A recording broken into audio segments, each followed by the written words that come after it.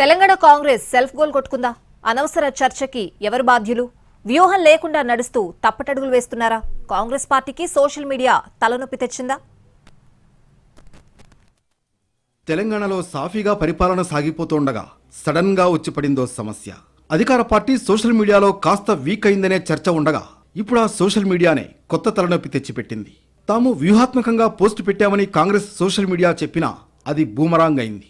వాళ్లు ఏమనుకున్నారో కానీ ప్రతిపక్షం మాత్రం దాన్ని అస్త్రంగా వాడుకుంది. ప్రభుత్వం చేస్తున్న సంక్షేమ కార్యక్రమాలు, ప్రతిపక్షం నుంచి వచ్చే ప్రశ్నలకు కౌంటర్లిస్తూ కాంగ్రెస్ పార్టీని సామాజిక మాధ్యమాల్లో యాక్టివ్గా ఉంచడం సోషల్ మీడియా వింగ్ బాధ్యత.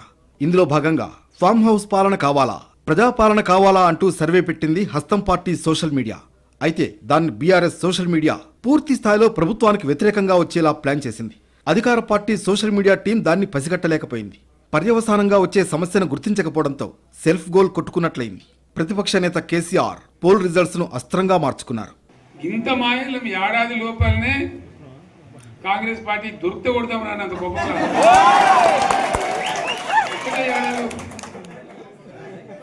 ఇంకా వాళ్ళ బొంద తెలివికి నిన్న వారి పార్టీడే మంది పెట్టలు అదేందో పోలింగ్ పెట్టిన వాడు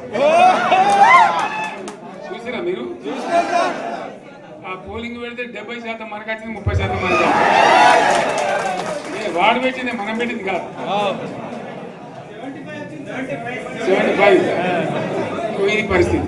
కాంగ్రెస్ సోషల్ మీడియా టీం పెట్టిన రచ్చను కంట్రోల్ చేయడానికి సీఎం రేవంత్ రంగంలోకి దిగారు. సల్మాన్ ఖాన్, రాఖీ సావంత్ సోషల్ మీడియా లైక్ల మీదకు చర్చను మళ్లించారు. 10 ఏళ్ళు ముఖ్యమంత్రి చేసినోడు, కేంద్ర మంత్రి చేసినోడు ఇవాళ టిక్ టాక్ లో కేసీఆర్ కు రేవంత్ రెడ్డికి పోటీ పెడితే ఆయనకు లైక్లు ఎక్కువ వచ్చినాయంటే నాకు తక్కువ వచ్చినాయంటే ఇవాళ వాళ్ళ కార్యకర్తలతో మాట్లాడుతున్నాను. నేను అడగదలుచుకున్నా, ఆ మధ్యలో బాలీవుడ్లో కూడా సల్మాన్ ఖాన్ కు, రాఖీ సావంత్ కూడా టిక్ టాక్ లో పెడితే రాఖీ సావంత్కి ఎక్కువ లైకులు వచ్చినాయి. అంత మాత్రాన ఆమె సల్మాన్ ఖాన్ కంటే గొప్ప నటుడు, నటురాలు అనేవారని అనుకుంటారా? కాంగ్రెస్ సోషల్ మీడియా అనవసర రాద్ధాంతం తెచ్చిపెట్టింది అనే ఫీలింగ్ లో మంత్రులు కూడా ఉన్నట్లు తెలుస్తోంది. ఎవరికీ చెప్పకుండా పోస్టులు పెట్టడం, ప్రత్యర్థి అలర్ట్ గా ఉన్నారన్న విషయం గమనించకపోవడం పార్టీని, ప్రభుత్వాన్ని ఇబ్బందుల్లోకి నెట్టిందని అనుకుంటున్నారు.